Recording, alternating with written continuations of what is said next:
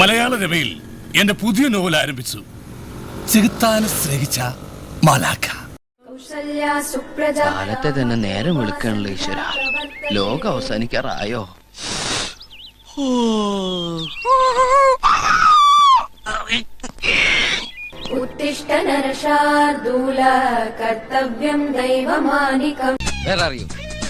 നീ എന്താടി കിളിക്കണത്? ചിരിക്കാനും പാടില്ലേ? അപ്പൊ ഇതൊന്നും അറിഞ്ഞില്ലേ? എന്ത്? എല്ലാവർക്കും എന്നെ മതി. എന്താണോ ഇതൊക്കെ? അതൊക്കെ പിന്നെ പറയാം. ഇച്ചാര് കുട്ടി ഇഷ്ടമായോ?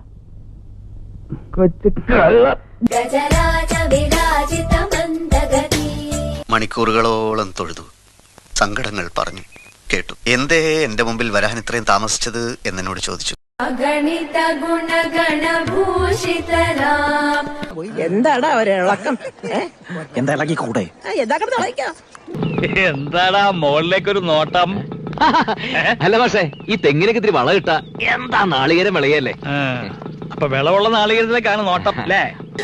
എന്തിനാ എനിക്ക് ഇത്രയും സൗന്ദര്യം തന്നത്? ഒരു കാര്യം അങ്ങോട്ട് പറഞ്ഞേക്കാം, നോക്കിയും കണ്ടൊക്കെ നിന്നാൽ അവക്ക് തന്നെ കൊള്ളാം.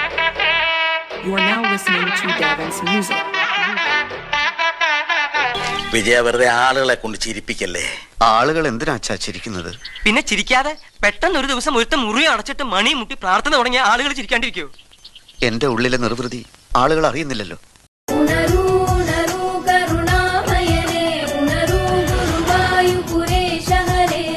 മലയാളം അറിയോ? അറിയാം. ഞാൻ വിചാരിച്ചു ഹിന്ദിക്ക് ചന്തി മാത്രം അറിയൂ. ചാന്ദിനിക്ക് ഹിന്ദി മാത്രം അറിയൂന്ന്.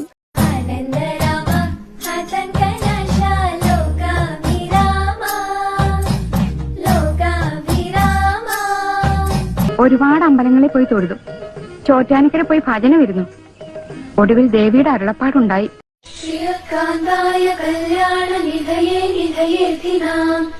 ഭഗവാനെ രക്ഷിക്കണേ, രക്ഷിക്കണേ, രക്ഷിക്കണേ, രക്ഷിക്കണേ, രക്ഷിക്കണേ, രക്ഷിക്കണേ, രക്ഷിക്കണേ. ഞാനിപ്പോ ആധ്യാത്മിക ലോകത്തല്ലേ ശ്യാമേ? അവിടെ കളിതമാശകളില്ലല്ലോ. അവിടെ പിന്നെ എന്താ ഉള്ളത്? ആനന്ദം, പരമമായ ആനന്ദം.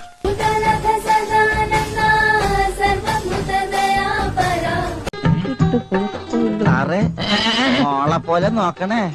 അത് പിന്നെ നീ പറഞ്ഞു തരണോ? ഞാൻ അങ്ങനെ നോക്കത്തുള്ളൂ. ചിലപ്പോ അമ്മപ്പെട്ട് നോക്കിയൊന്നും വരും.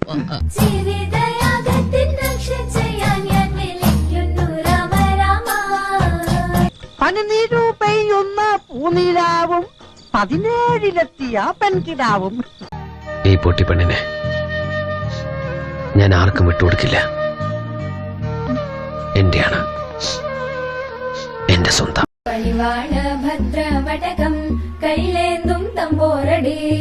താൻ പോയി അർദ്ധരാത്രിത്തെ പൂജയ്ക്ക് എനിക്ക് കുറച്ച് ഫലമൂലാദികൾ ശേഖരിച്ചു കൊണ്ടുവരൂ. സൂക്ഷിച്ചും കണ്ടും നിൽക്കണം, നഷ്ടപ്പെടാൻ നിനക്കേ ഉള്ളൂ. കേട്ടോടാ ഐശ്വര്യത്തിന്റെ സംഗീതം. ഈ ശുദ്ധ സംഗീതം ശ്രമിച്ച് ഈ ജർമ്മൻ സംഗീത സാഗരത്തിൽ തീർത്ത് നമുക്ക് അല്പസമയം വിശ്രമിക്കാം.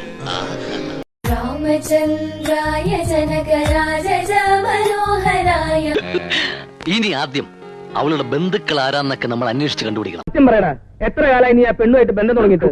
അയ്യോ അപ്പച്ച, ജീവിതത്തിൽ ആദ്യമായിട്ടാണ് ഞാൻ ആ പെൺകുട്ടിയെ കാണുന്നത് പോലും. ഇവിടെ ആരും പ്രേമിച്ച് വിവാഹം കഴിക്കാൻ ഞാൻ സമ്മതിക്കില്ല.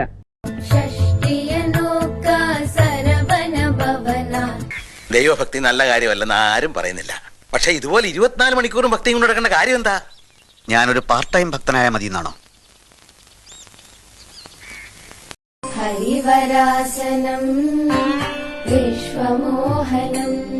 മലയിറങ്ങി പോകുന്നത് എന്റെ ഈ ഭൗതിക ശരീരം മാത്രമാണ്.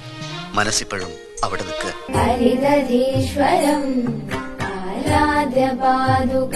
ഇന്നു മുതൽ ഈ വീട്ടിലുള്ളവരെല്ലാം സസ്യബുക്കുകളാണ്. എന്നെ വഴിതെറ്റിക്കാൻ നോക്ക വൃത്തികെട്ടവന്മാര്. കാര്യങ്ങളൊക്കെ ഇങ്ങനെയാവുമെന്ന് ഞാനും വിചാരിച്ചില്ല. പുണ്യതീർത്ഥവും കിട്ടിയില്ലേ? ഇനി സായാഹ്ന പൂജയ്ക്ക് വന്നോളൂ. അപ്പൊ തൽക്കാലം ഒന്ന് ഒഴിഞ്ഞു വന്നൂടെ? പാവങ്ങൾ പെണ്ണുങ്ങൾ. വരട്ടെ. You are now listening to Davin's music.